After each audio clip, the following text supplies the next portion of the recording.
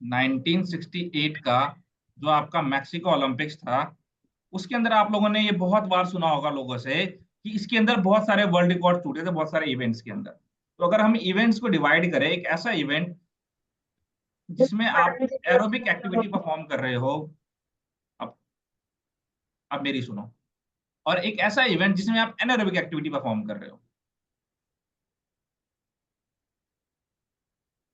Anaerobic activity की अगर हम लोग बात करें तो 100 मीटर हो गया आपका, 200 मीटर हो गया, 400 मीटर हो गया, ठीक है, लॉन्ग जंप हो गया,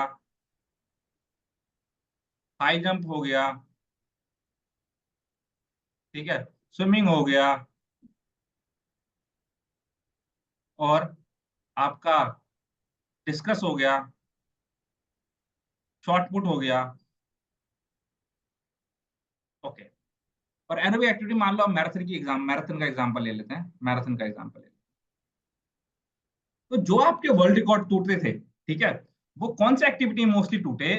वो आपके इन एक्टिविटीज के अंदर जो है वर्ल्ड रिकॉर्ड टूटा था, ठीक है। इसके अंदर जो परफॉर्मेंस थी वो बहुत बढ़िया देखने को मिली थी एथलीट को। अब क्यों इन 100 metre 200 400 long jump, high jump, swimming, इन सब में बढ़िया परफॉर्म किया था एथलीट्स ने मैक्सिको ओलंपिक्स के अंदर?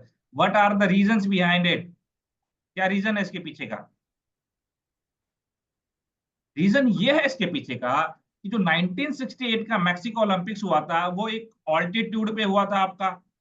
और ऑल्टीट्यूड के ऊपर जो एयर का रेजिस्टेंस था, क्या कह रहा हूं मैं, जो एयर रेजिस्टेंस होता है आपका ऑल्टीट्यूड के ऊपर, क्या था, वो लेस था, जिसकी वजह से एरोडायनामिक्स का बेनिफिट मिला एथलीट्स को, और उसकी वजह से इन इवेंट्स के अंदर आपका जो है एथलीट्स ने बढ़िया परफॉर्म किया था।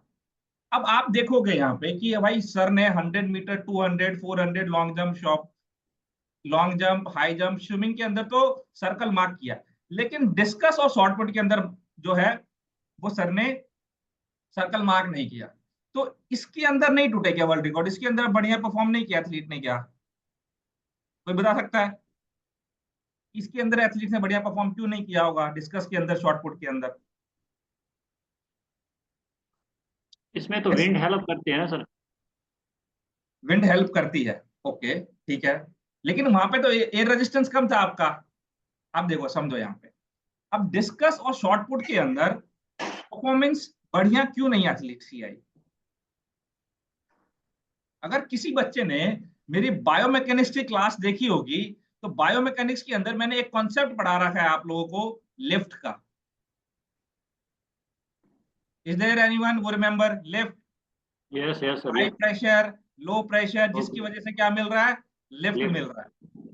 तो उस टाइम पे एयर रेजिस्टेंस कम था आपका, और उस एयर रेजिस्टेंस कम होने की वजह से जो लिफ्ट था आपका, वो शॉर्ट पुट को और डिस्कस को कम मिला, जिसकी वजह से आपका इन इवेंट्स के अंदर परफॉर्मेंस उतनी अच्छी नहीं आई। ठीक है, ये चीज है।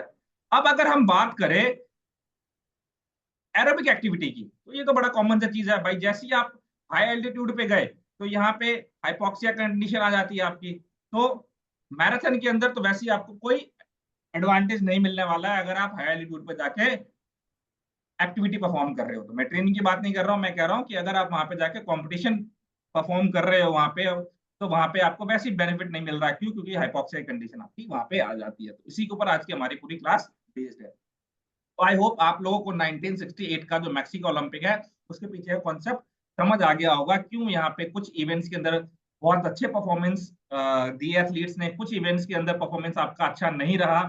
तो इसलिए सबसे ज्यादा जो चर्चे में था आपका वो मैक्सिको ओलंपिक्स हमेशा रहा है। ठीक है, इसलिए इसके बाद जो आप देखोगे हाई एल्टीट्यूड के ऊपर ओलंपिक्स कंडक्ट नहीं करवाए गए।